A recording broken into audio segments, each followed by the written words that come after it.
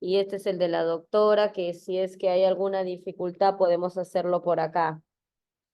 Entonces, podemos ya avanzar. Hoy día la clase estaba programada según sílabus a las 2:40. Sin embargo, se me ha presentado una emergencia y le avisé al delegado el día de ayer si pudiéramos avanzar hoy al mediodía. Me dijo que sí y que algunos iban a conectar un poco tarde. Yo entiendo por el tema de que están saliendo de prácticas. Ya, pero igual la sesión queda grabada. Ay, no había puesto mi cámara, perdón. Entonces, yo estoy acá ahorita en el hospital, ¿ya? Igual va a estar grabada la sesión. Vamos a empezar. Al último va a haber un repaso con un banco de preguntas, así que estén atentos para poder repasar eso, ¿ya? Me dicen, por favor, si se ve mi pantalla. Sí, doctora.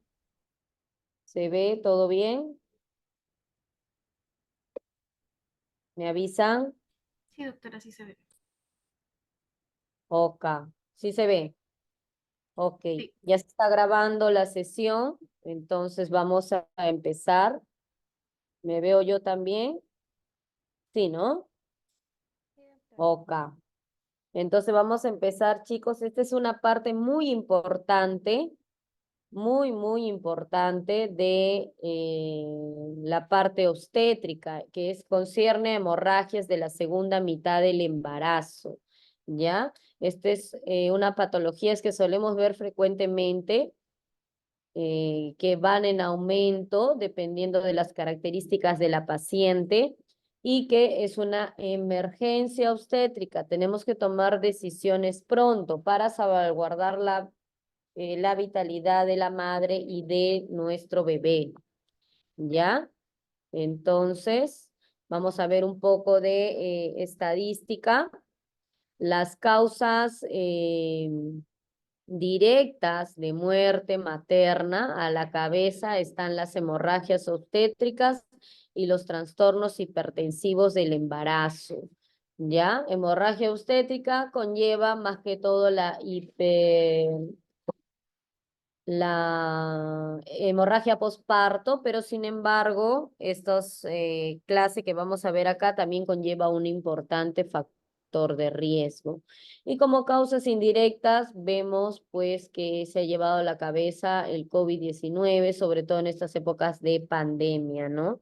Tenemos estos estudios hasta 2022 y lo están actualizando según la CDC.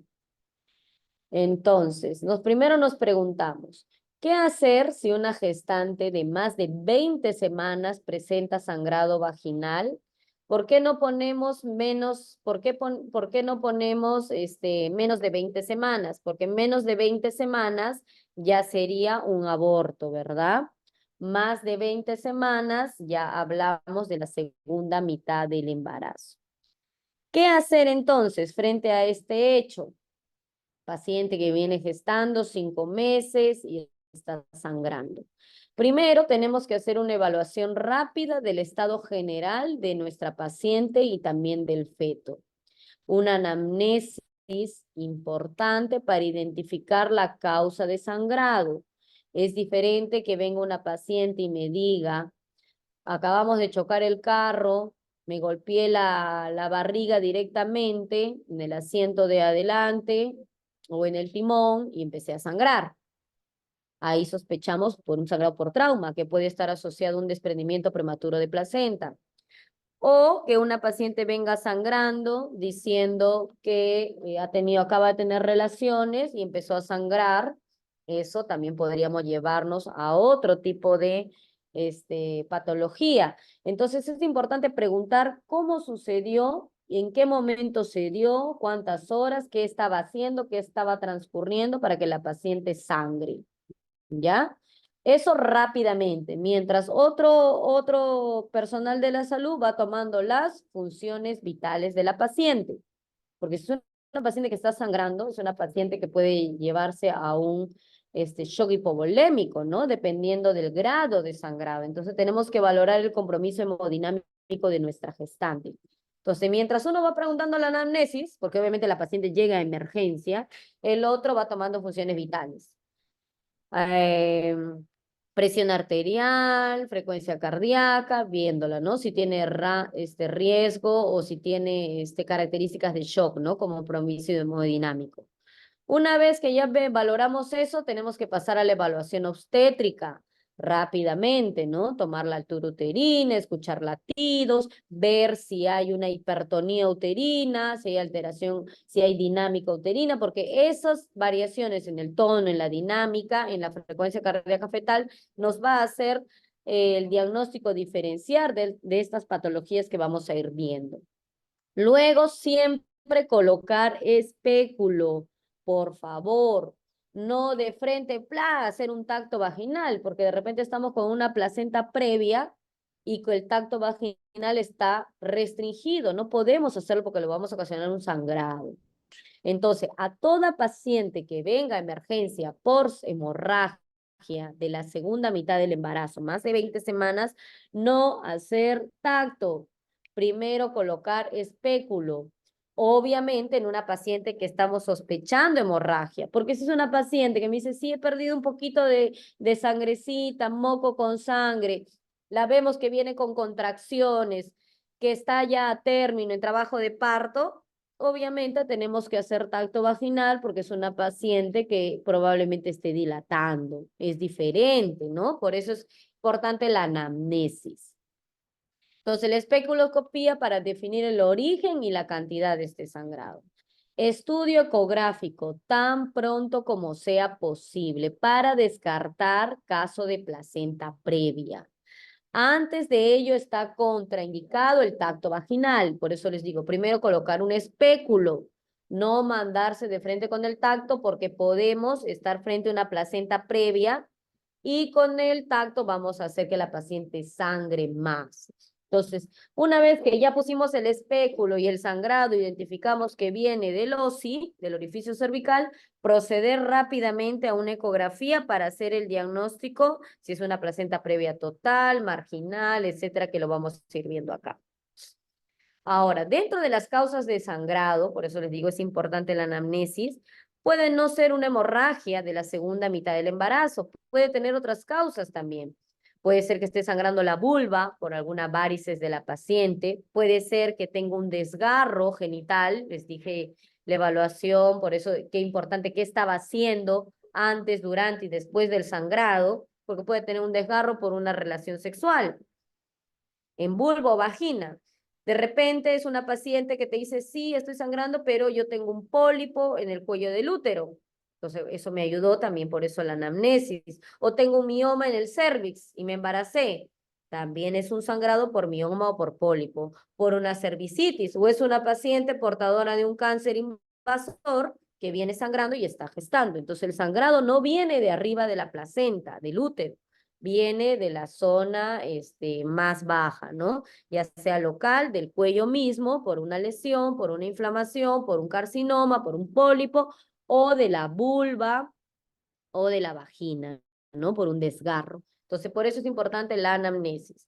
Y ya intrauterinas, que es lo que nos conlleva la clase de hoy, ahí hablamos de las patologías más relevantes y de las patologías que nos puede causar una morbimortalidad materno-fetal. Dentro de esas están las tres principales: placenta previa, desprendimiento placentario y rotura uterina. Obviamente vamos a hablar también de inserción medicamentosa de cordón. Entonces, estas tres patologías son las principales que debemos hacer un diagnóstico diferencial importante, identificar, valorar rápidamente y poder tratar la causa. Entonces, vamos a proceder con la clase: placenta previa, DPP, rotura uterina, rotura de basa previa o inserción velamentosa de cordón, ¿no? Y vamos al final a hacer unos casos clínicos, ustedes me van a ayudar, así que supongo que los que están conectados están atentos a la clase. Ok, vamos a empezar por placenta previa. ¿Qué es la definición? Es la implantación de la placenta en el segmento uterino inferior, recubriendo el cérvix o cerca de él, pudiendo llegar a anteponerse delante de la presentación fetal. Ok. Factores de riesgo que tenemos para placenta previa: a la cabeza, grandes multíparas, mayores de 35 años, o sea, edad materna avanzada, y pacientes con hábito tabáquico. Gran multíparas, ¿por qué? Porque cada embarazo que una paciente tiene conlleva una cicatrización en la inserción de la placenta. Entonces, supongamos, vino un embarazo primeriza, el óvulo fecundado, el blastocisto, se implantó muy bien en el fondo del útero, en el endometrio, perfecto. Vino el siguiente embarazo, siguiente blastocisto, se quiere implantar ahí, que es la zona más importante para la implantación, pero uy, ya había una cicatriz, más fibrosis, menos vascularización y se va implantando un poquito más abajo. Viene el tercer embarazo, ve dos cicatrices más abajo, más abajo, más abajo. ¿Me dejo entender? Entonces, cada vez que la paciente se embaraza, la implantación tiende a hacerse más baja.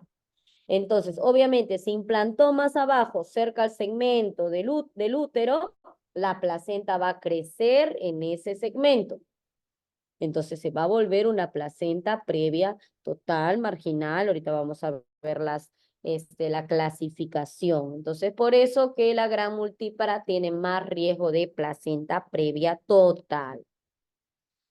Antecedentes: paciente con algún antecedente de legrado, de algún procedimiento intrauterino, de miomectomía, de cesáreas, portadora de miomas o endometriosis, también tiene más riesgo de placenta previa. Pacientes que se embarazan en un periodo intergenésico corto, hablamos menos de 18 meses, ¿ya? Las que se embarazan prontamente entre un bebé y otro bebé menos de 18 meses, que es el periodo intergenésico corto, más riesgo de placenta previa. Paciente con placentamegalia, ¿no? También hay trastornos de placentamegalia, placenta grande. Entonces, como es grande, llega a volverse previa porque no tiene dónde más implantarse. Paciente con algunos tumores uterinos, entonces, igual el blastocisto. Llega, ve cicatriz, igual lo que pasa en pacientes con antecedente de legrado, de cesáreas, de miomectomías, se va implantando en una zona donde él pueda crecer bien. Entonces, a implantarse en una zona donde pueda crecer bien, se va a implantar más abajo. ¿Ya? Entonces, por eso se da la placenta previa, ¿ya? Estoy dando mi clasecita, perdón. Sigamos entonces. La clínica de la placenta previa. Primero es un sangrado sin dolor, un sangrado indoloro, que es lo que lo diferencia del desprendimiento prematuro de placenta o de la rotura uterina. Entonces, la característica es, póngase en su mente un dibujo: paciente que está durmiendo en su cama, se levanta y ve todas sus sábanas manchadas con un sangrado, ¿no? Entonces, ¿por qué? Nunca tuvo dolor, nunca tuvo un síntoma premonitorio y sangró. Entonces, el famoso sangrado sin dolor en la placenta previa. Es el síntoma característico, hasta en un 80%. Las características que son: insidioso, indoloro, continuo, de cantidad variable y también que es rojo rutilante, ¿no?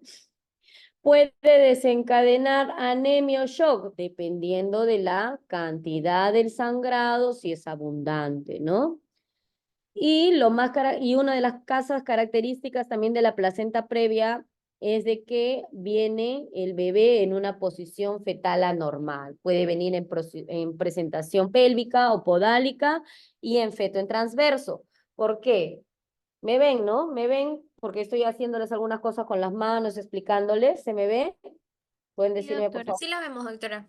Ok. Entonces, ¿qué sucede? El bebé normalmente viene en posición cefálica. Acá está el útero, el cuello, viene y se pone así para poder descender y encajar.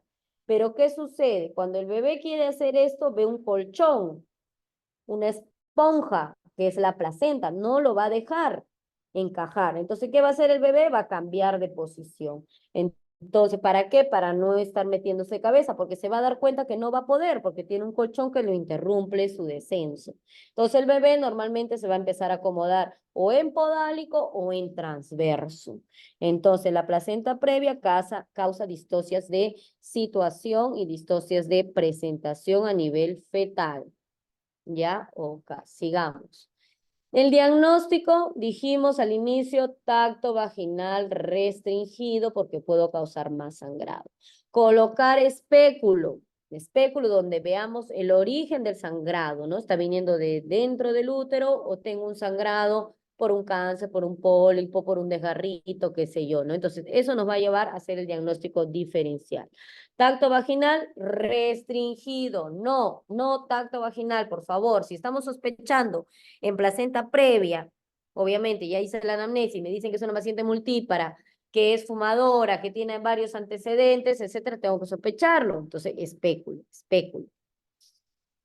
El diagnóstico ultrasonido es o sea, la ecografía, diagnóstico gold estándar, un 95% de éxito. ¿Cómo se confirma ya la placenta previa? Yo no puedo hablar de placenta previa a las 20 semanas, a las 25 semanas, a las 26 semanas. El diagnóstico de placenta previa real se hace en la semana 32. ¿Por qué? ¿Por qué no a las 20, no a las 25, no a las 27? ¿Por qué? Porque todavía la placenta no tiene su posición final. O sea, nos puede dar un indicativo. Obviamente que si le hacemos una ecografía a las 22 semanas y veo que la placenta me está cubriendo todo el orificio, yo digo placenta baja o placenta, o sea, eso es lo correcto, placenta de inserción baja. No puedo decir placenta previa total o parcial, porque eso se hace a partir de la semana 32, donde la placenta ya terminó de migrar a su lugar. ¿Por qué digo terminó de migrar? Porque a veces la placenta se inserta abajo, en una ecografía las vemos abajo, pero a la semana 32 termina de crecer y opta una posición corporal alta, ya no baja. Entonces se hace a partir de la semana 32. Ojo, ¿ya? Gol estándar, ecografía transvaginal. Mejor que la ecografía pélvica, obstétrica, porque esa me va a ayudar a determinar exactamente la localización. Ahorita vamos a ver en los tipos de placenta previa que hay. Entonces, la ecografía transvaginal me va a determinar la localización exacta de la placenta. Es segura, aun cuando exista sangrado activo, tengo la seguridad de que no le va a causar daño al bebé, ¿ya? Y tiene una sensibilidad del 86% y una especificidad casi al 99%. Obviamente que si hacemos una especuloscopía y veo una paciente, le pongo el espéculo, abro, está sangrando en una placenta previa, que ya la paciente está en trabajo de parto, me imagino que esta paciente ya está sangrando abundantemente. Miren, veo membranas y puedo ver placenta. Esta es una foto de una paciente con placenta previa parcial en una gestación de 32 semanas. El cuello uterino presenta una dilatación de 3 a 4 centímetros y está protruyendo la placenta. Esta paciente tiene una hemorragia, ¿no? Por eso espéculo. Entonces, acá tenemos que ver la clasificación de la placenta previa. Tenemos placenta previa de inserción baja, marginal, parcial y total. ¿Cómo se va a determinar esta clasificación? La clasificación es por cuántos centímetros está del orificio, si lo recubre o no, y eso se va a hacer por ecografía transvaginal, dijimos. Acá vemos una imagen de una placenta de inserción baja. ¿Qué quiere decir? Vemos, está dibujado el cuello, y es una placenta que está más de 2 centímetros hasta 5 centímetros del orificio cervical, del óseo.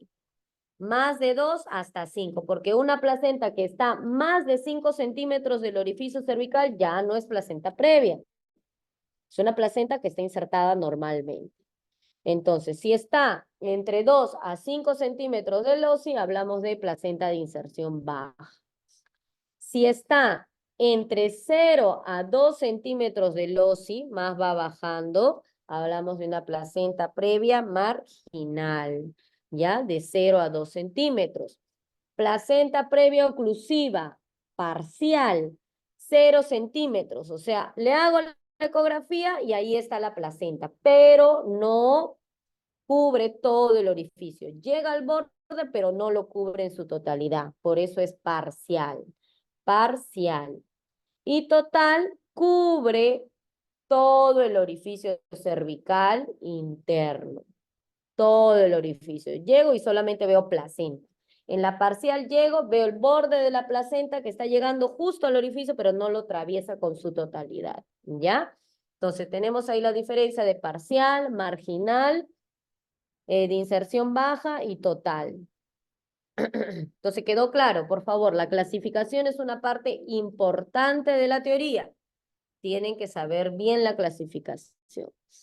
El tratamiento va a estar condicionado por ¿qué?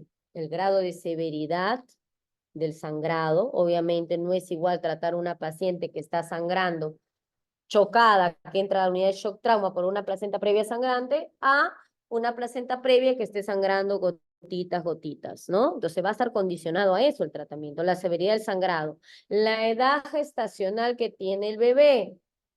Si es una gestante ya a término o con bebé maduro pulmonarmente hablando, que es más de 34 semanas, ya es más fácil para mí tomar una decisión y decir, si es una placenta previa que está sangrando, termino el embarazo. Que terminar el embarazo con una placenta previa que sangra y que solamente tiene 28 semanas y que no recibió maduración pulmonar, ¿ya? Si hay presencia de dinámica uterina o no, porque eso me está diciendo si la paciente está iniciando trabajo de parto o no. ¿A qué debe estar orientado este tratamiento? A prevenir el shock hipovolémico, a prevenir el parto pretérmino. Por eso les digo, hay que mantener y ver la edad gestacional. No es igual tratar una placenta previa a término que una placenta previa a la semana 27, 28.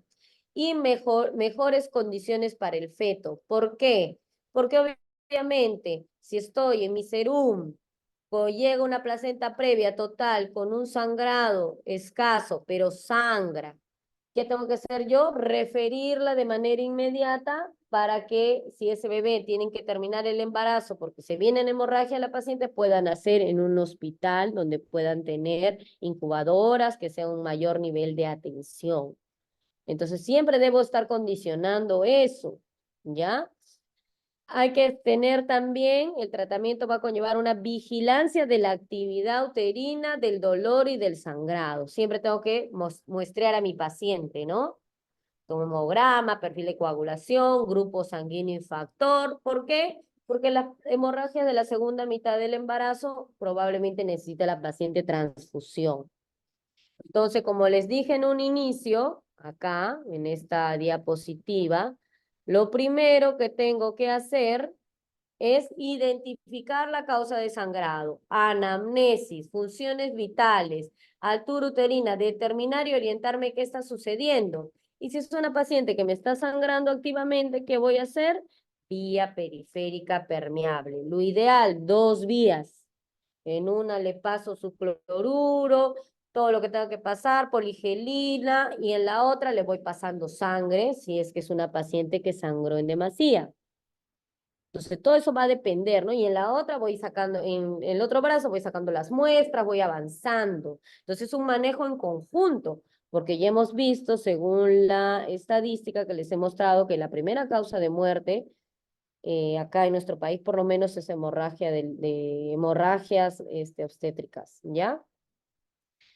Toda paciente con sangrado vaginal secundario a placenta previa tiene que mantenerse hospitalizada. Es lo ideal para hacer un monitoreo de las funciones vitales maternas y un seguimiento de la frecuencia cardíaca fetal. ¿No? Es una paciente que tiene criterio de hospitalización. Si es una placenta previa sangrante, tiene que estar hospitalizada porque no sabemos en qué momento va a sangrar más o no. Obviamente, se puede manejar también ambulatoriamente si yo a la paciente le explico bien los signos de alarma, si la paciente tiene una logística, si empieza a sangrar, va a llegar rápido al hospital, va a haber alguien, su familiar que la traiga y todo eso. No una paciente, por ejemplo, que viva sola, no le voy a dar manejo ambulatorio, porque si se desangra, se muere sangrando, ¿quién la va a traer? Vive sola. ¿Quién le va a estar pendiente de los signos de alarma? No, pues o sea, tengo que valorar todos los riesgos que tiene la paciente. O sea, lo ideal es que esté hospitalizada hasta que pase el evento agudo, si no desencadena el parto, obviamente, si no la voy a operar, si no no hace parto, ¿no? El parto vaginal puede estar indicado, o sea, puede darse en solo dos tipos de placenta previa, en la de tipo vaginal y en la de inserción baja.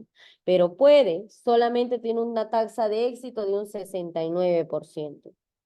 Puede dar, sí, pero esa es la tasa de éxito. ¿Cómo tiene que estar permanentemente en vigilancia materno-fetal? Porque también puede venirse la hemorragia y necesitar una cesárea de emergencia. Las que no pueden dar parto vaginal y siempre va a ser cesárea, placenta previa total y parcial. Lo ideal es que sea una cesárea electiva a la semana 38. 38. Normalmente todas las cesáreas selectivas son a la semana 39, si no es una placenta previa. Las guías nos dicen que placenta previa no podemos esperar tanto a la semana 39 porque ponemos en más riesgo a la paciente que sangre. Entonces, 38 semanas es lo ideal. ¿Puede también la paciente terminar en una cesárea histerectomía? También puede ser. ¿Por qué? Porque va a depender de la cantidad del sangrado y si se puede controlar o no la hemorragia. Entonces, toda paciente que entra a cesárea por placenta previa total, primero, total o parcial, tiene que saber, o cualquier tipo de placenta previa que va a entrar a cesárea, tiene que saber que esa paciente que puede sangrar más de lo normal, porque es una placenta previa, sangrante, tiene una inserción mala de la placenta en el segmento del útero.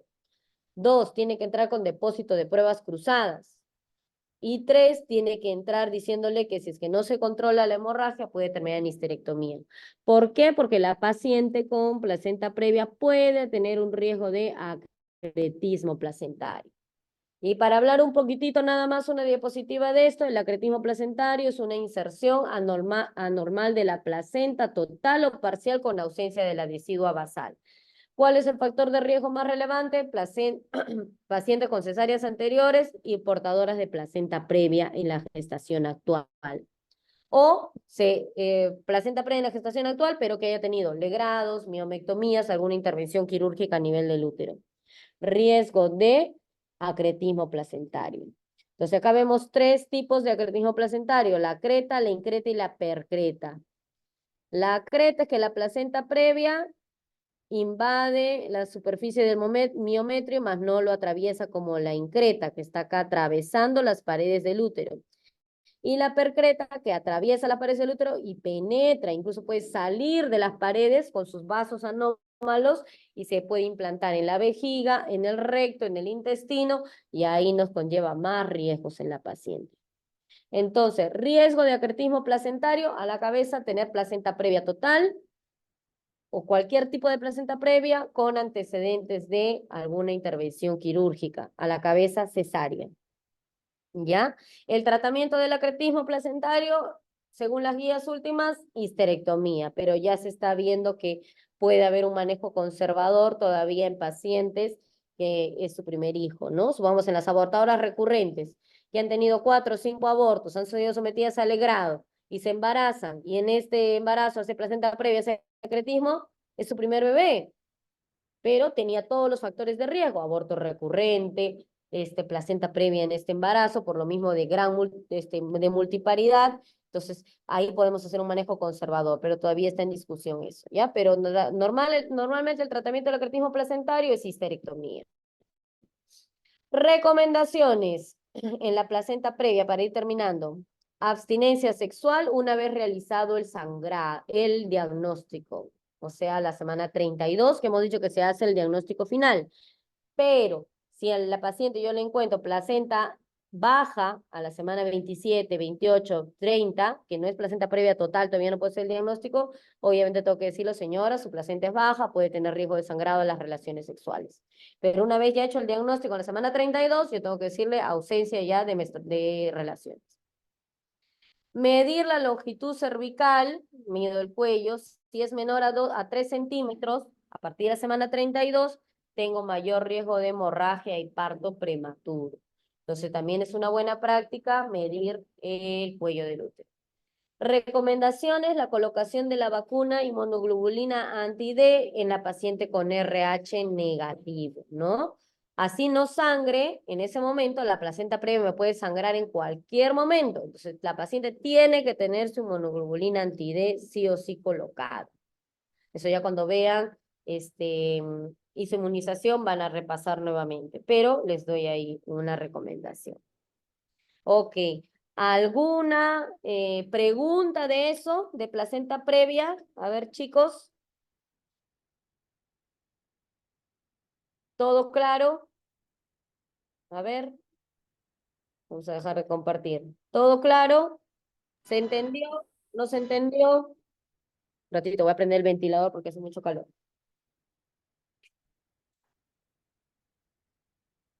¿Tienen alguna pregunta? Sí, doctora, una consulta. ¿En el acretismo placentario sí o sí se hace la histerectomía? Acabo de decir que lo normal es hacer la histerectomía, pero en las nuevas guías se está diciendo que podemos tener un tratamiento conservador, dependiendo de la historia clínica de la paciente y qué grado de acretismo placentario estamos hablando. Pero lo usual es hacer histerectomía.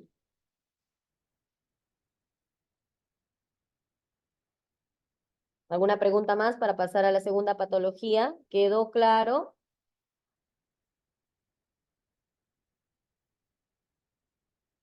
¿Sí? Sí, doctora, está Sí, claro. doctora. Listo, lo he tratado de hacer didáctico y fácil para que lo puedan entender. Listo, vamos a seguir entonces. Vamos a compartir pantalla un momento. Ya está. Seguimos con la parte ahora de DPP, entonces, desprendimiento de prematuro de placenta. ¿Cuál es el momento? ¿Se ve por favor toda la pantalla, chicos? Sí, doctora. Ya, ¿cuál es el momento que se debe desprender la placenta fisiológicamente hablando? En el alumbramiento, no se debe desprender antes, ¿verdad? Porque es el tercer periodo del trabajo de parto, el alumbramiento. Es ahí donde se debe desprender la placenta. Si la placenta se desprende antes de esto, antes de que el bebé salga, es un DPP. Desprendimiento de prematuro de placenta. Vemos acá unas imágenes, la placenta, miren cómo se está desprendiendo, lleno de coágulos, estos son los coágulos. Es la separación parcial o total de la placenta normalmente insertada en la cavidad uterina, que ocurre después de la semana 20 o 22 de la gestación y antes del tercer periodo del parto, ¿no? Antes que dijimos del alumbramiento. Es una de las complicaciones más graves en la práctica obstétrica, con un mal pronóstico e incremento de la mortalidad materna y fetal. Entonces, lo que ustedes tienen que llevarse es, como les dije, primero, factores de riesgo.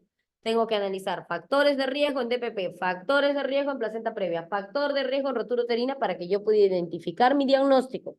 Y luego, ¿qué es lo primero que tengo que hacer? Mantener estable a mi paciente. Latidos, poner espéculo, poner su vía, tomar tomar sangre, transfundir hemoderivados si fuera el caso, etcétera. Eso tienen que tener en su mente, ¿ya? Porque es una causa de muerte materna, todas las hemorragias de la segunda mitad. Y también de la primera, ya lo habrán visto, ¿no? Como los ectópicos, pacientes que llegan chocadas, etcétera. Ok, factores de riesgo para hacer placenta, DPP. A la cabeza, paciente hipertensa preeclántica. Ese es uno de los principales factores de riesgo para DPP. Cuando ustedes tengan una paciente preeclántica que está llegando con preeclampsia de repente con severidad, mantengo mis oídos, mis antenitas. Esa paciente puede hacer un DPP. Puede hacer. Tengo que estar monitoreando. Hipertensa crónica también. Paciente que rompió bolsas, pacientes con RPM, también es un riesgo de DPP. Pacientes que están teniendo un parto prematuro o con antecedente de parto prematuro, también es un riesgo. Pacientes fumadoras, igual que la placenta previa, es un factor de riesgo el DPP. Pacientes consumidoras de cocaína, se drogan con cocaína, también. Pacientes con alguna discrasia de la coagulación, alguna trombofilia, ¿no? Una púrpura, alguna hemofilia o algo más riesgo también de DPP. Paciente con desprendimiento traumático, ¿no? Una contusión abdominal, un golpe. Llegan a nuestras emergencias en el hospital, 2 de mayo, llegan las pacientes que han sido sufridas de agresión y violencia doméstica, con puñetes, patadas en la barriga, llegan con sangrado y hemos visto pacientes con DPP por eso, ¿no? Entonces un trauma directo en el abdomen, ya sea por golpe, por caída, por accidente, puede ser un DPP. Pacientes con miomas uterinos, también un riesgo de DPP. Y pacientes abortadoras recurrentes, también con un riesgo de DPP, o también que hayan tenido alguna DPP anterior. Si les dicen, en mi anterior gestación yo tuve DPP y mi bebé falleció, preocúpense, esa paciente tiene un riesgo para hacer en este embarazo también. ¿Ya? La recurrencia es importante. ¿Cuál es la clínica? A diferencia de la placenta previa total, la placenta previa, que es inicio insidioso, este es un comienzo brusco, dolor permanente, la paciente viene doliéndole el abdomen, contracciones, el famoso útero hipertónico, hipertonía uterina, dolor agudo en esa zona. Sangrado vaginal rojo oscuro, es un sangrado a veces poquito, pero con dolor intenso. En cambio, en la placenta previa no hay dolor y el sangrado es rojo rutilante y muchas veces intenso que la lleva a dar shock a la paciente. Manifestaciones clínicas, miren, hasta un 25 a 30% de separación de la placenta no produce síntomas. Cuando es un DPP pequeño, inicial, a veces no tiene síntomas. Pero si los tiene, uno de los principales también es el sangrado vaginal, ¿no? Rojo oscuro, muchas veces escaso, en un 80%. Dolor abdominal, 67%, paciente muy adolorida. Anormalidades en el tono del útero, hipertonía, 34%. Y un distrés fetal, ¿no? ¿Por qué? Porque el bebé se está separando la placenta. Sabemos que el bebé no come, no respira, nada, y todo lo alimenta la placenta. Si esa placenta se está desprendiendo, ya no está funcionando ciertas porciones, como si el bebé se hubiera infartado, porque su órgano funcional del bebé es la placenta.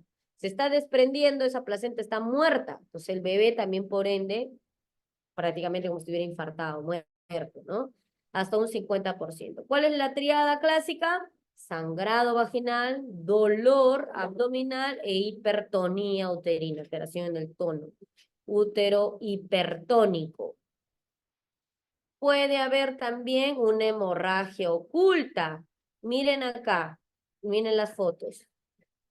Lo usual es de que, ¿qué suceda? Está la placenta ahí, se desprenda, miren acá se ha estado desprendiendo y esos coágulos empiezan a salir a canal vaginal. Entonces yo con un espéculo lo detecto. Pero ¿qué pasa acá? La placenta se desprendió, pero está arriba, está fúndica, no hay cómo yo vea este sangrado que se esté exponiendo en el cuello y se está quedando una hemorragia oculta.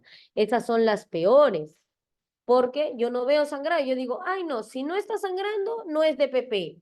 No, pues porque puede haber una hemorragia oculta. Si la paciente tiene los factores de riesgo y tiene el dolor, el útero hipertónico, ven que no está dilatando, no está en trabajo de parto, le pusieron un espéculo, hay 0 de dilatación, y la paciente está con un dolor, al toque tengo que sospechar en DPP, así no me esté sangrando hacia abajo, porque puedes tener justo este DPP oculto.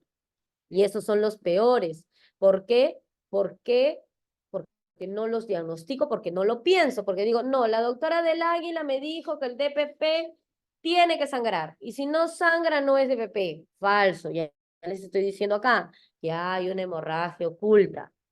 El bebé de repente está en una posición que no deja evidenciar el sangrado también, o la placenta se desprendió, pero también se quedó justo los 2 hilitos de la placenta, las membranas ahí, y no se evidencia, y todo está coleccionando. Y esas son las pacientes que hacen más rápido coagulación intravascular diseminada, ¿ya? Las que más se complican. Ok. Hay una clasificación de Cher y Page, en el DPP, ¿no? La clasificación que más utilizamos es la clasificación de Cher, donde hablamos de severidad del DPP, ¿no? Grado 1 si es leve, grado 2 moderado, grado 3 severo. Grado 1 hablamos que hay un hematoma retroplacentario o hemorragia escasa ausente, menos de 150 mililitros. No conlleva un riesgo fetal, en realidad, pero del grado 1 puede pasar a grado 2, grado 3 rápidamente. Tengo que estar chequeando. Grado 2, metrorragia ante parto. Signos clásicos de DPP. ¿Cuáles? Hipertonía, dolor, sangrado. Hay inestabilidad hemodinámica materna. La paciente ya empieza a tener alteración en la frecuencia cardíaca, hipotensión, alteración de la frecuencia cardíaca fetal por el mismo desprendimiento. Hay un hematoma que se formó que puede llegar de 150 hasta 500 mililitros, medio litro. Entonces hay una mortalidad perinatal muy elevada. Grado 3, características clínicas de grado 3, ya la paciente me está llevando a un trastorno hemodinámico y funcional sistémico. Puede haber CID, injuria renal aguda, hematoma, todo esto por el sangrado y por toda la cascada de coagulación que se activa ante un sangrado. Por eso justo hoy día a mis alumnos les decía que la paciente gestante siempre está en un estado procoagulante, fibrinógeno aumentado, está en ciertos factores de coagulación aumentados. ¿Por qué? Porque la está preparando ante un sangrado masivo en el parto. Entonces, de por sí, y la paciente empieza a tener un CID, más todos esos factores de coagulación que se alteran, que se elevan por el mismo CID, la paciente hace una coagulación intravascular diseminada. Empieza a disparar trombos por todo lado, luego agotó sus factores de coagulación y la paciente viene en hemorragia y empieza a sangrar por los oídos, por la nariz, por los ojos. Eso es característico, y hematuria, eso es característico de una coagulación intravascular diseminada. ¿Hemos visto morir pacientes así? Sí. ¿Se han muerto pacientes por CID, por DPP severo? Sí. Porque llegan ya mal. Son transferidas mal, las pacientes no identifican sus factores de riesgo, se les pasó el diagnóstico, qué sé yo. Y normalmente en el grado 3, que es severo, hay muerte fetal confirmada. Entonces acuérdense de los grados, por favor, en esta clasificación de Cher. Y en la clasificación de Page también hay grados, pero acá vamos más por la clínica, ¿no? Cómo está el útero, si hay sangrado, cómo está el tono, si hay shock, si hay alteración en la frecuencia. Pero la que más utilizamos es esta, leve, moderado, severo de la cantidad del sangrado.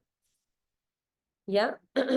Esto es un poco la fisiopatología, lo normalmente que se interna la placenta con todos sus vasos en el miometrio, y luego se va separando por un DPP. Acá hay una buena circulación en la placenta normalmente insertada, y como se va separando, dijimos que había como se comporta como una necrosis. Mueren los vasos, y estos vasos que van a llegar pues al cordón umbilical.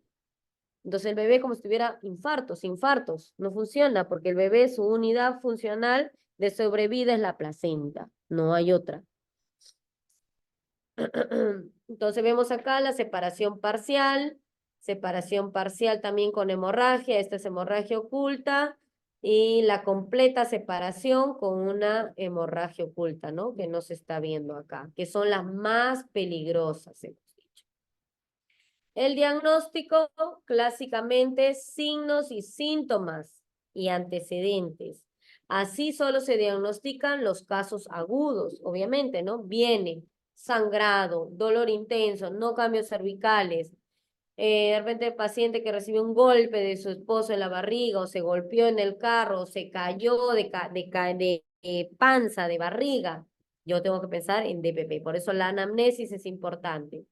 También me ayuda la ecografía y flujometría Doppler, ¿no? Puedo ver si hay hematomas, sobre todo si hay silenciosos, grado 0, grado 1, que son los que tienden a los hematomas silenciosos.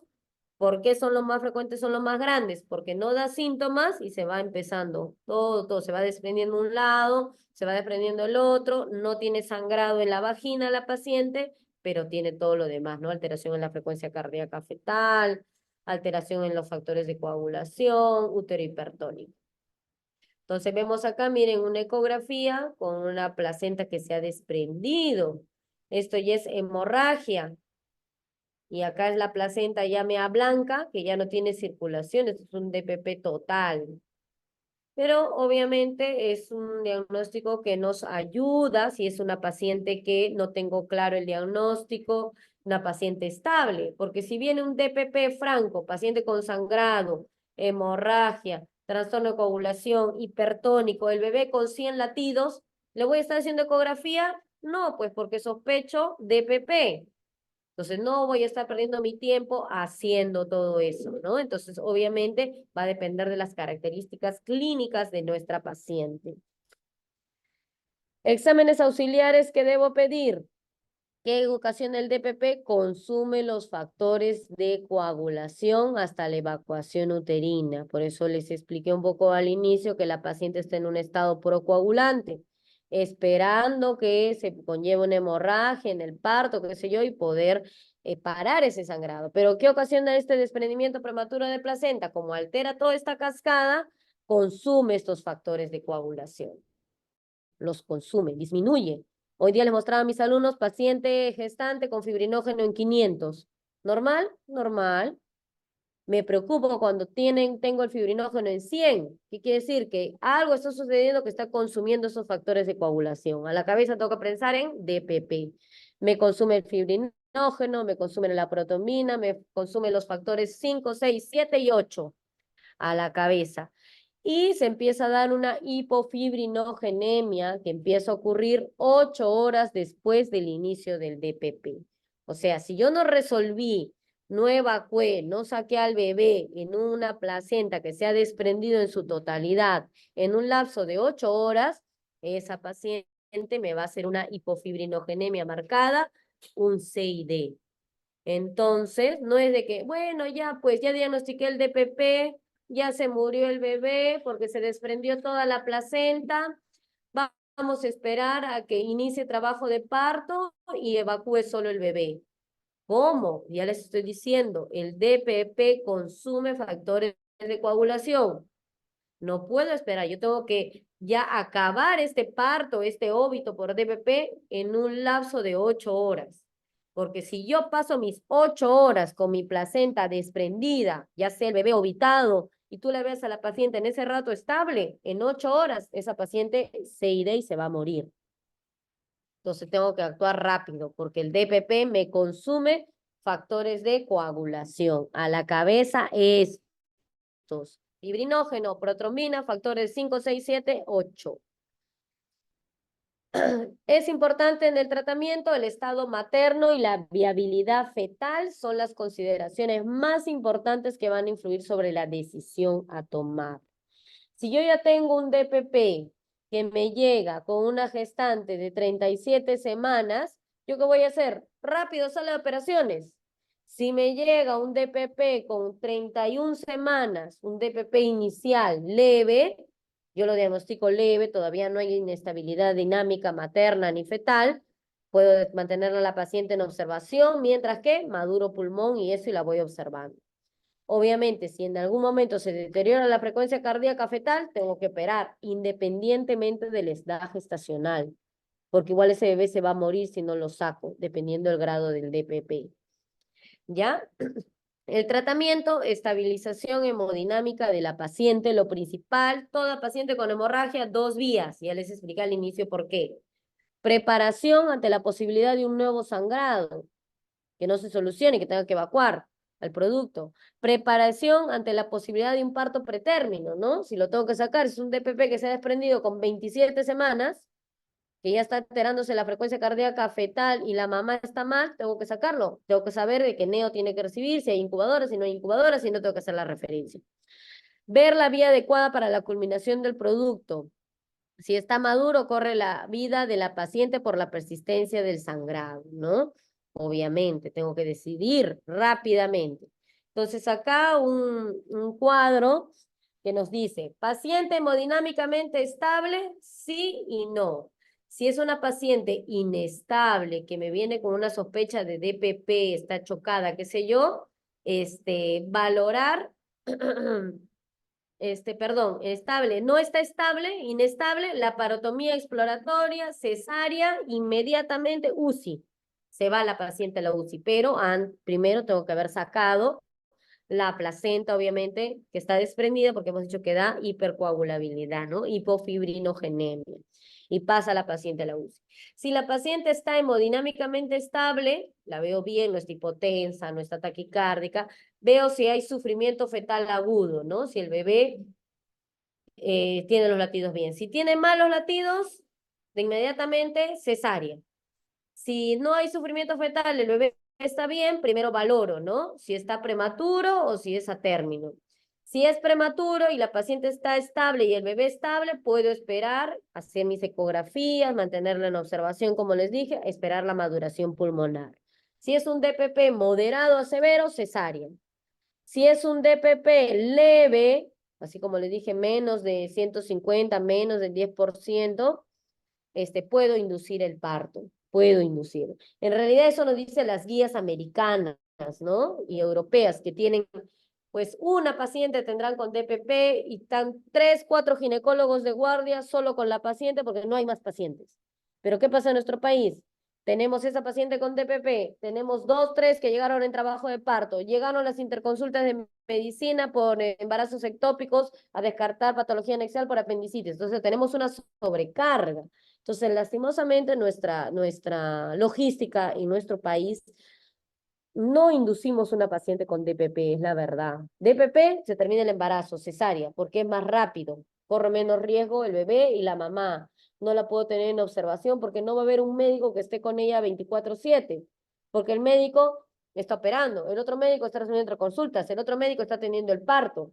Y la paciente del DPP leve que estaba bien, salimos de sala, salimos del parto, llegamos y la mamá chocada, el bebé con ya óbito.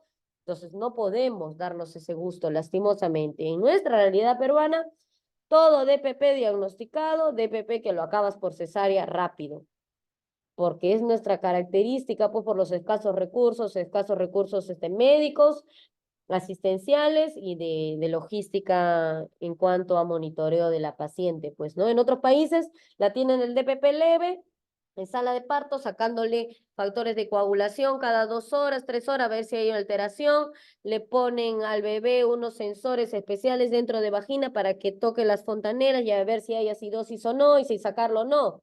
No tenemos eso acá, pues a la justa estamos con nuestro Doppler escuchando los latidos, monitoreo. Entonces, DPP en nuestra realidad es terminación del embarazo. Leve, moderado, severo, termina.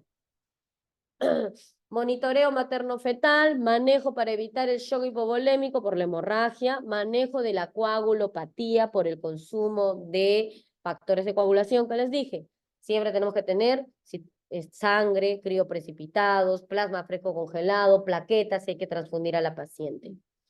Complicaciones, lo más temido, coagulopatía por consumo, hipofibrinogenemia menos de 150 miligramos por 100 mililitros de plasma. Entonces, cuando yo tenga fibrinógeno menos de 100, yo digo, menos de 150, esta paciente está consumiendo por algún motivo, sangrado, ¿no? Alta concentración de productos de degradación del fibrinógeno, fibrina, dímero D aumentado. Decremento de los factores de coagulación. Todos esos tres me indican que hay un CID, coagulopatía por consumo. ¿Qué más el DPP me puede dar? Consecuencia de este sangrado, de esta coagulopatía por consumo, me da injuria renal, insuficiencia renal, ¿no? Necrosis tubular aguda, IRAS. Hay una disminución del aporte sanguíneo renal, vasoespasmo y el tratamiento es reposición de líquidos, ¿no? Hidratar a la paciente.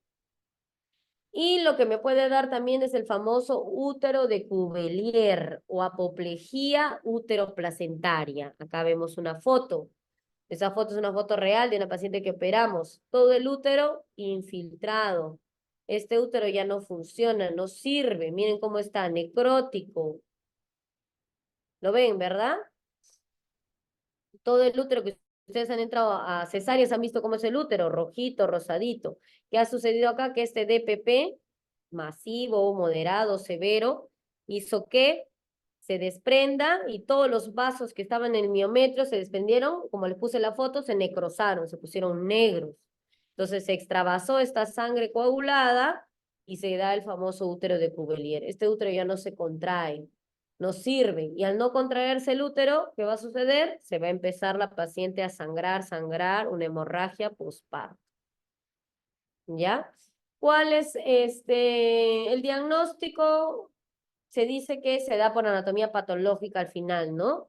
Pero lo que vemos es cuando extraemos la placenta, vemos que hay coágulos acá, que esta placenta está desprendida, infartada. Vemos que la placenta tiene DPP, ¿no? En la presencia de un coágulo retroplacentario es lo inicial. Muy bien. ¿Alguna pregunta de DPP para pasar a rotura uterina?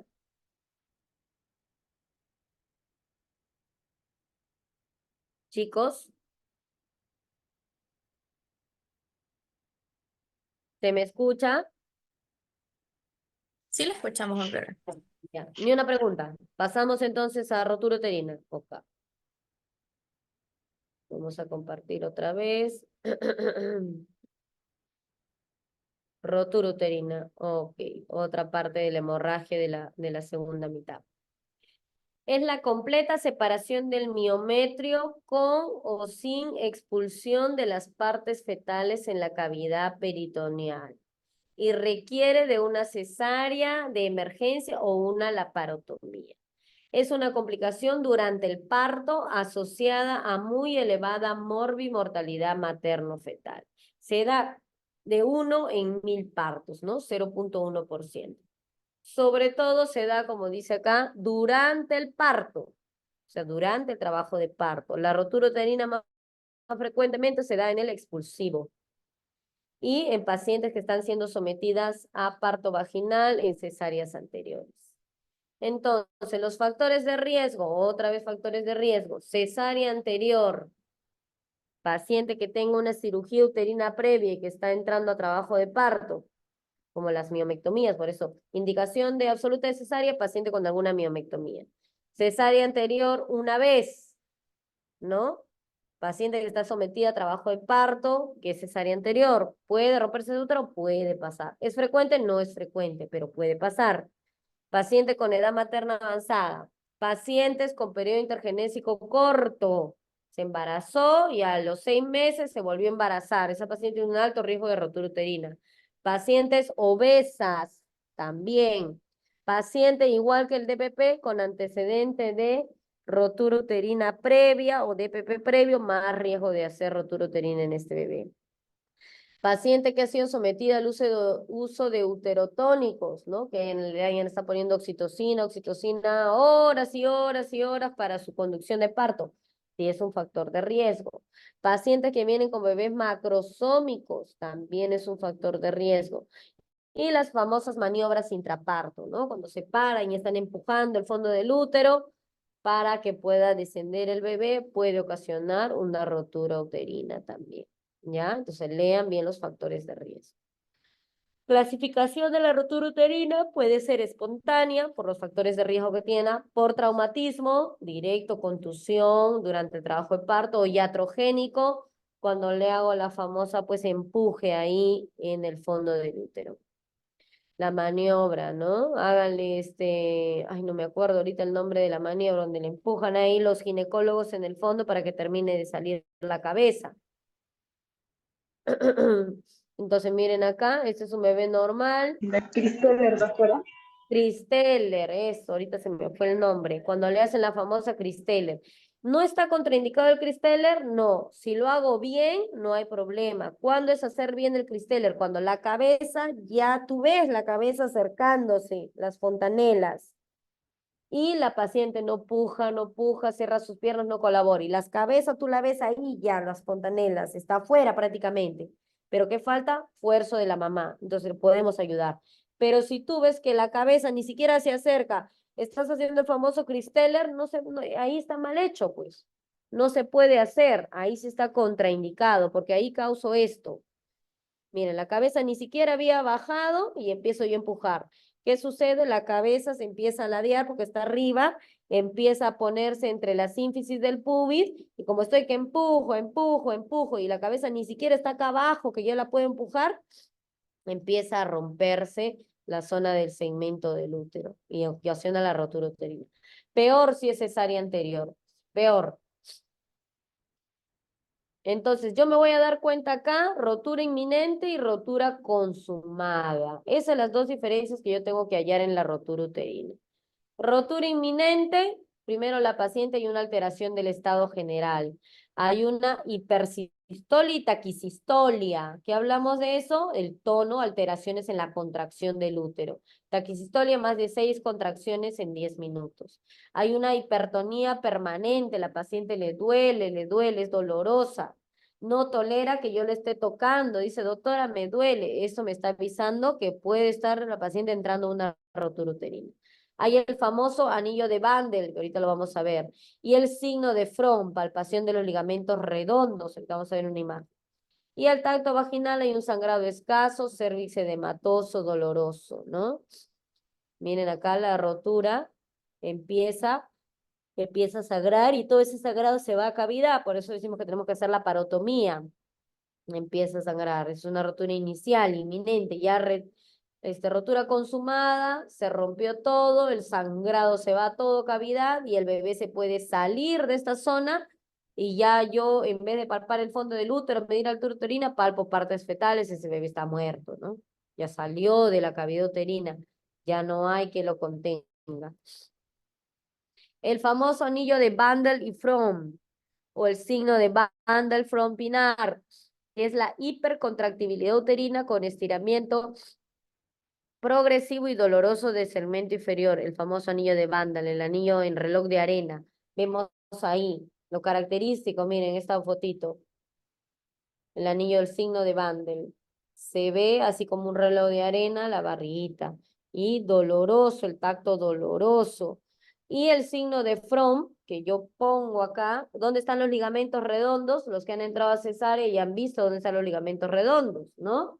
Están ligamentos redondos, trompa uterina y atrás ligamento uterovárico y uterosacros abajo. Entonces los ligamentos redondos, que son dos ligamentos como parte del sostén del útero, se empiezan a tensar.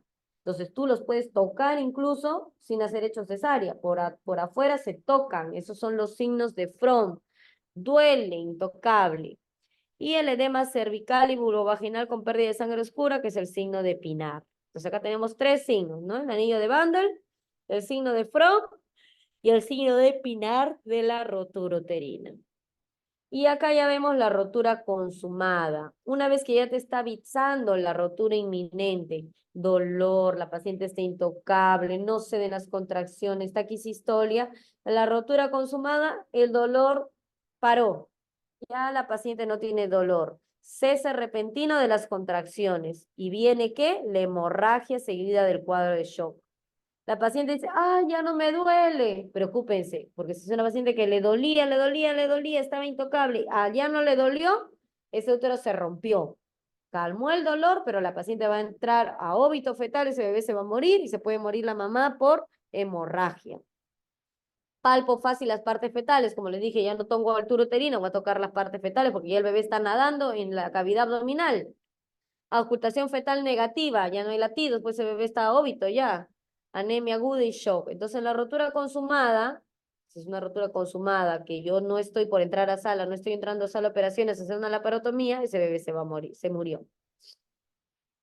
El tratamiento médico, reponer volemia, control de diuresis, sonda Foley, antibiótico y la cirugía, obviamente. Puede ser una cirugía conservadora, si puedo reparar y la rotura me lo permite, si puedo repararla, si desea tener más hijos la paciente y las condiciones anatómicas y hemodinámicas lo permiten, obviamente, ¿no? Si es una rotura así como esta, miren cómo está este útero todo roto, no se ve nada, debe estar tomado hasta vagina. ¿Qué voy a salvar de este útero? Está bien difícil, entonces este útero sí es una histerectomía.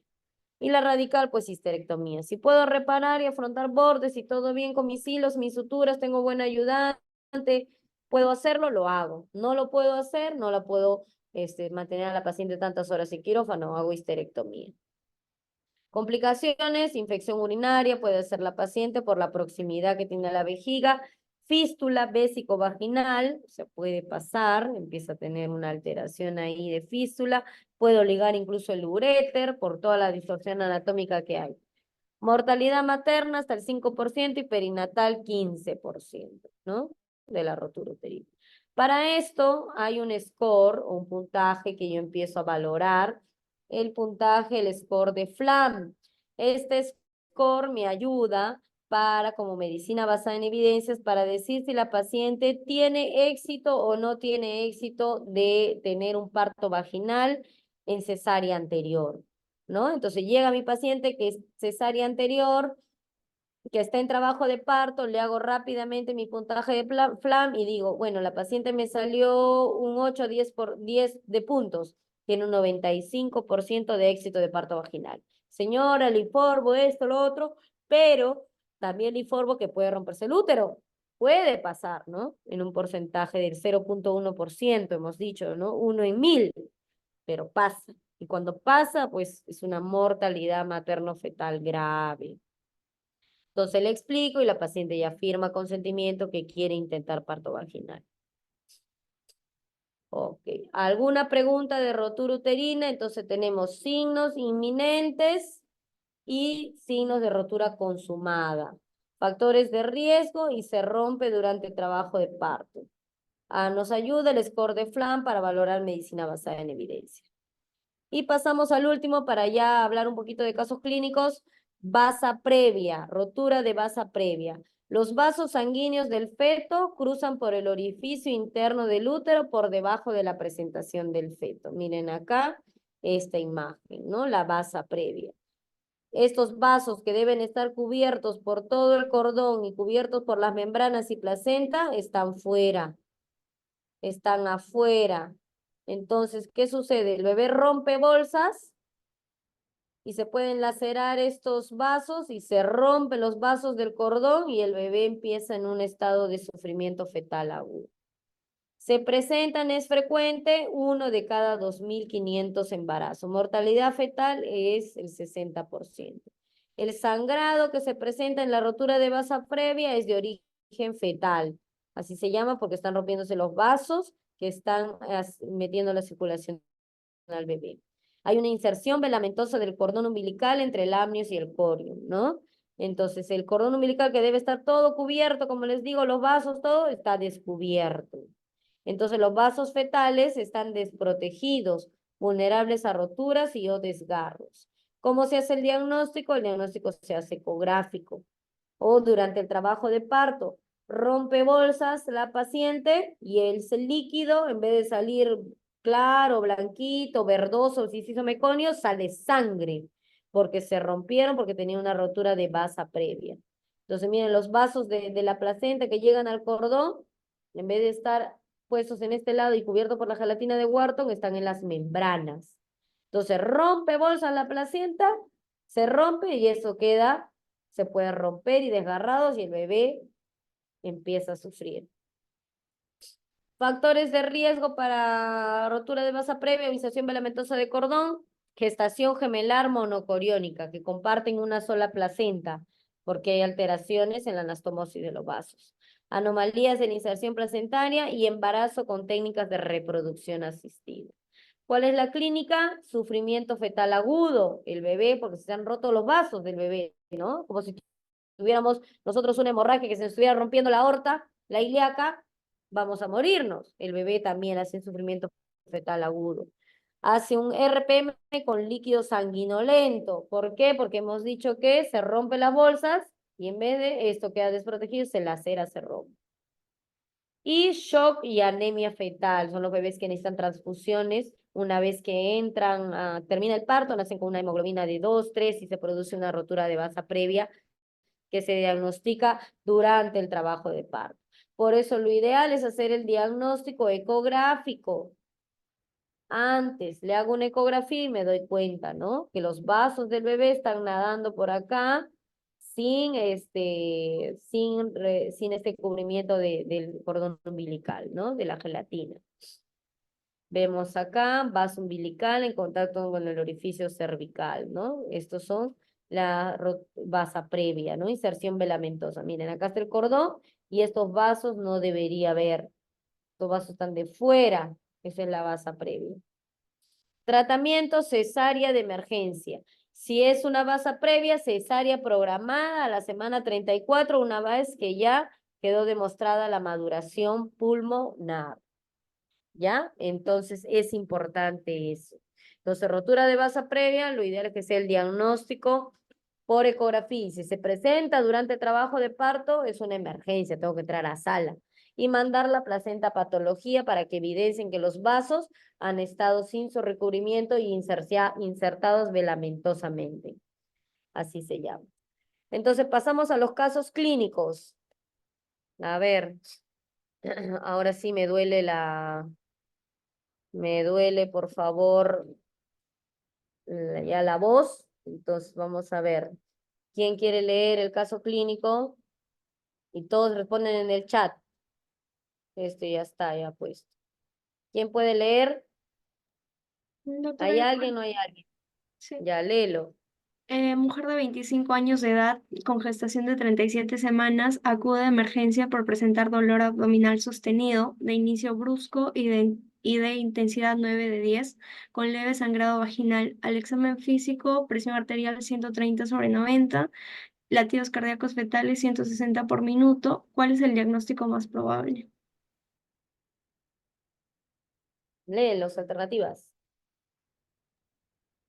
Tenemos la A, ruptura del seno marginal; B, parto pretérmino; C, ruptura uterina espontánea; D, desprendimiento prematuro de placenta; y la E, placenta marginal. Ya. ¿Cuál es el diagnóstico? Acá está fácil, ya lo vieron, ¿no? DPP. ¿Por qué? Gestación a término, presenta dolor abdominal sostenido de inicio brusco, de intensidad 9 de 10. Leve sangrado vaginal, escaso, no es como la placenta previa, que es abundante. Tiene un componente de presión un poco alta, la diastólica, pero el bebé está bien. Este es un DPP que se está iniciando, ¿no? Leve todavía, leve, pero la paciente está con dolor. DPP. Ok, siguiente, ¿alguien lo puede leer, por favor? Para no estar llamando y dándome cuenta que no están algunos. Los que están, por favor, pueden leer. ¿Quién quiere leer?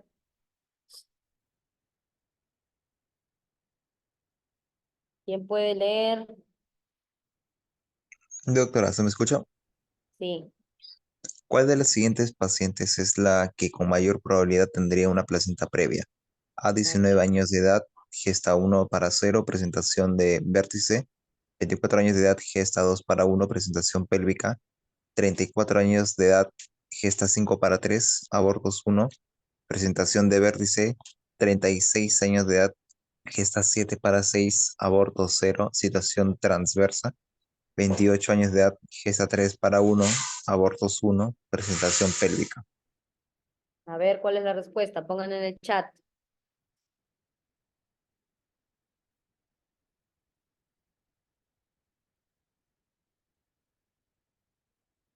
A ver. C, D, D, D, D, D. Muy bien. D. Perfecto. A ver.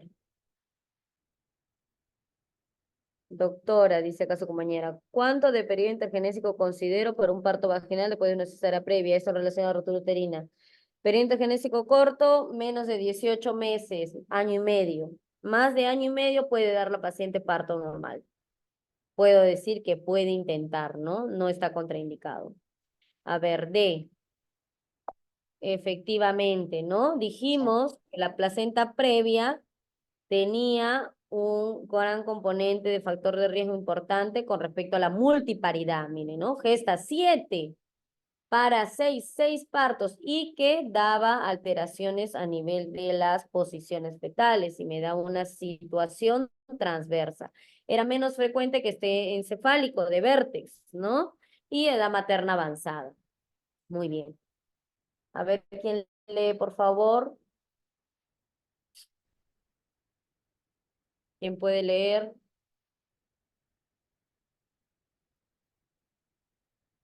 Llamo entonces. Ya, ahí me doy cuenta que no están, ¿ah? Ya no sé. Fueron. Doctora, Llamo. Ya, lee. ¿cuál es la característica clínica del EPP? A, inicio insidioso; B, irritabilidad uterina; C, útero hipotónico; D, latidos cardíacos fetales normales; y E, útero indoloro. Ya, características. Rápido, chat, por chat. Respuestas.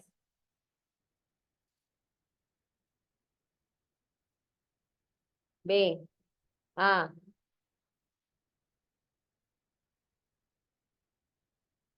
Útero hipertónico.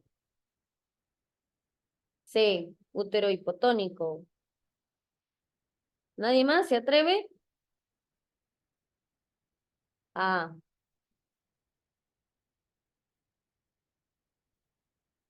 B.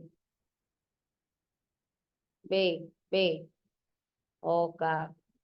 La B, pues chicos, hablamos que era un útero hipertónico, también puede ser dicho como irritabilidad uterina, dolor, dolor, no es inicio insidioso, no es, insidioso es en placenta previa, este es un inicio brusco, brusco, me empieza a doler bruscamente. Hipotónico no, hipertónico o irritabilidad uterina.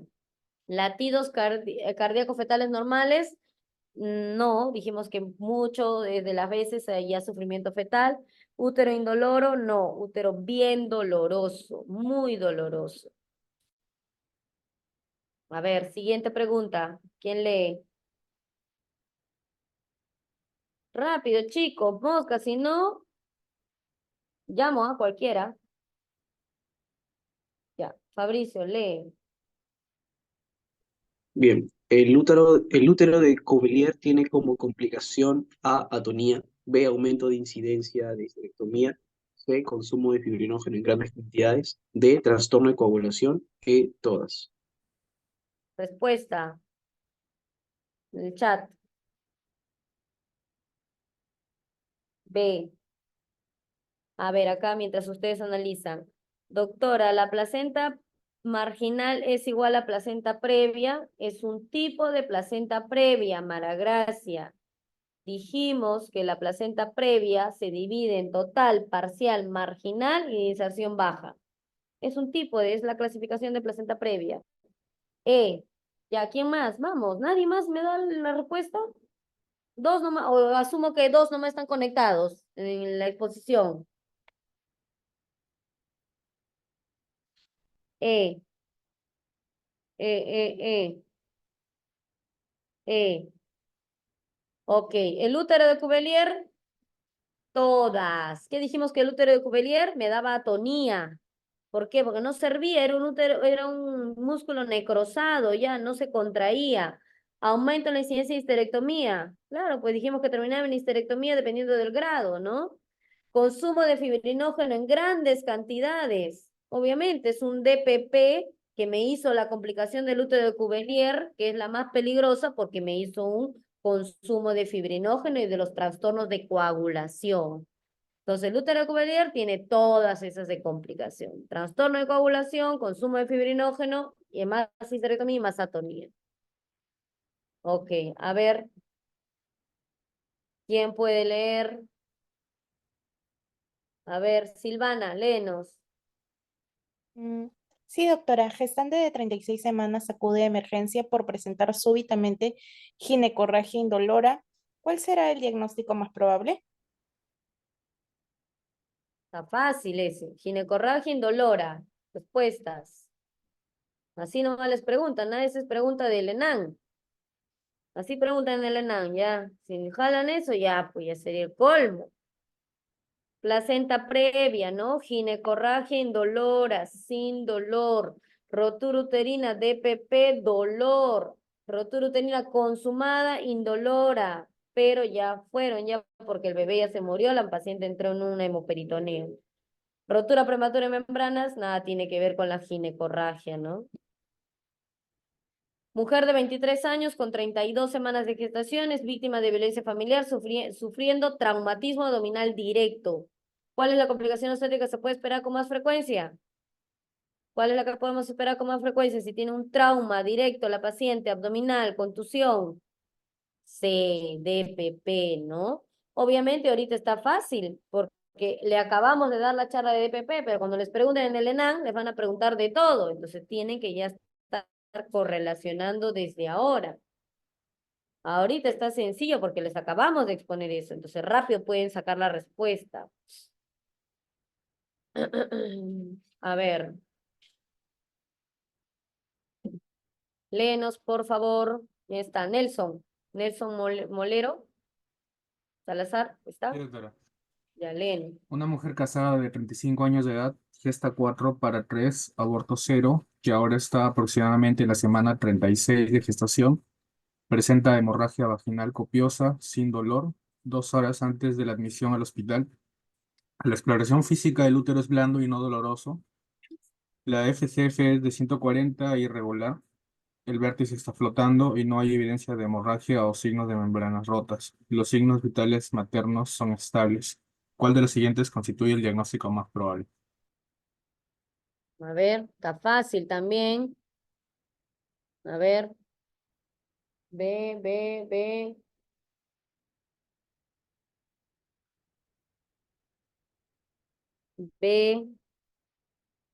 C. No, ¿quién dice acá? B. Ok. Entonces, miren, ahorita está sencillo, como les digo, porque lo acabamos de repasar. Entonces, cuando les pregunten en el ENAM, ahí va a ser el problema, ¿no? Porque no se van a acordar. Entonces, tienen que acordarse siempre esto. Pacientes multíparas, añosas, hemorragia vaginal copiosa sin dolor. Sin dolor. A la exploración física, útero es blando y no doloroso, ¿no? Te están diciendo que no es un DPP, porque no está doliéndole. El bebé está dentro de lo normal. Vértice está flotando. Dijimos de que la placenta previa desencadenaba alteraciones en la presentación y en la situación fetal, ¿no? No hay evidencia de membranas de hemorragia ni membranas rotas en ese momento, pero sangró la paciente, sino que ahorita ya no está sangrando. Entonces, pese a que ahorita no está sangrando, fue una placenta previa por toda la clínica que me están diciendo.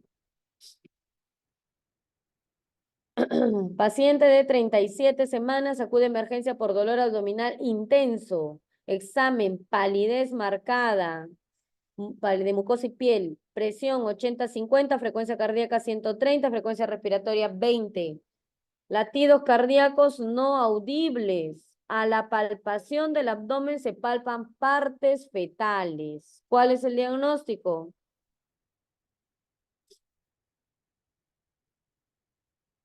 Una ruptura uterina. Ruptura uterina que acudió inminente. Dolor abdominal en ese rato, palidez, la paciente estaba pálida con signos de shock y ya cuando ya llegó probablemente ya fue consumada. Se rompió. Útero, latidos ya no audibles y ya se palpan partes fetales, ¿no? Ya se rompió. Es una rotura uterina consumada. Entonces, si acá le pone rotura uterina inminente, rotura uterina consumada, ¿qué vamos a marcar? Consumada, porque ya se palpan las partes fetales y ya no se escucha latido. ¿Ya? A ver, léenos, por favor. ¿Quién está? ¿Quién puede leer?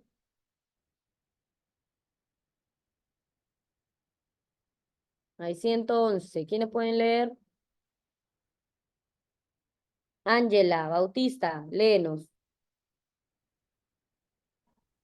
Bueno, Primigesta, de 23 años, con 37 semanas de gestación, ingresa a la emergencia con sangrado vaginal, rojo rutilante, sin dolor, no obstante la frecuencia cardíaca fetal se mantiene estable en 150 por minuto.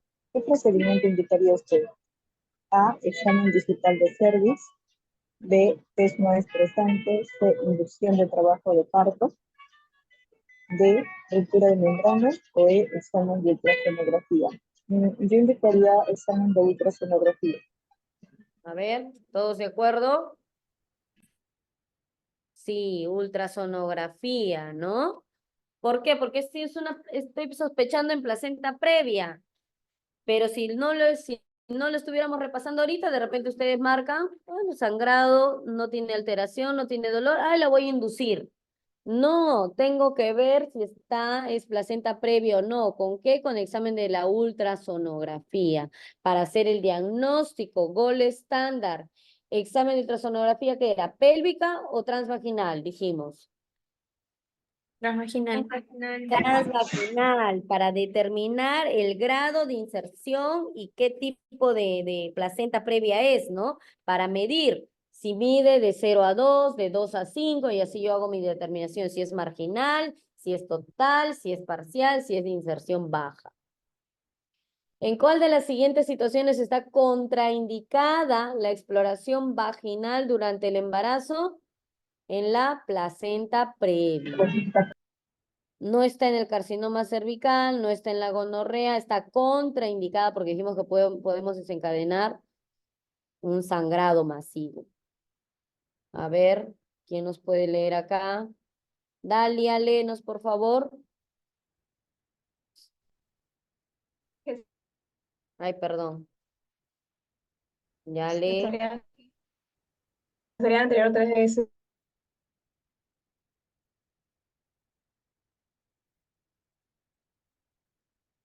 Dalia, ¿estás leyendo? Sí, doctora. No se te escuchaba. Ah, ahora. Ah, es mi Sí, internet. sí, ¿Leo de nuevo? sí, lee. Gestante de 38 años, cesárea anterior 3 veces, con diagnóstico de placenta previa. ¿Cuál es la patología asociada más frecuente? Respuestas.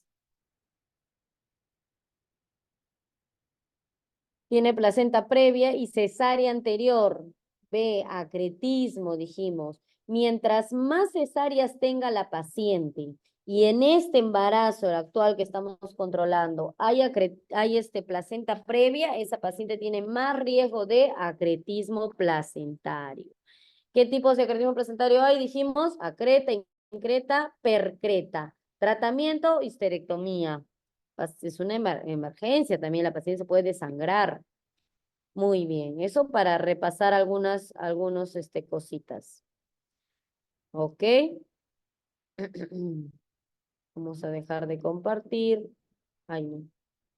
¿Alguna pregunta, chicos, para dar por término ya la clase? Gracias por haberse conectado porque se me presentó esta emergencia y ya no pude empezar a las 12:40 como tenía planeado. ¿Alguna pregunta, alguna duda? ¿Todo claro? Repasen sobre todo factores de riesgo. Clasificación del DPP, de Cher y Pei. Cher sobre todo, factores de riesgo. Complicaciones del DPP.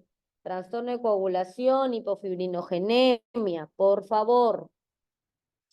Listo, todo claro. Entonces damos por terminada la charla, ¿ya?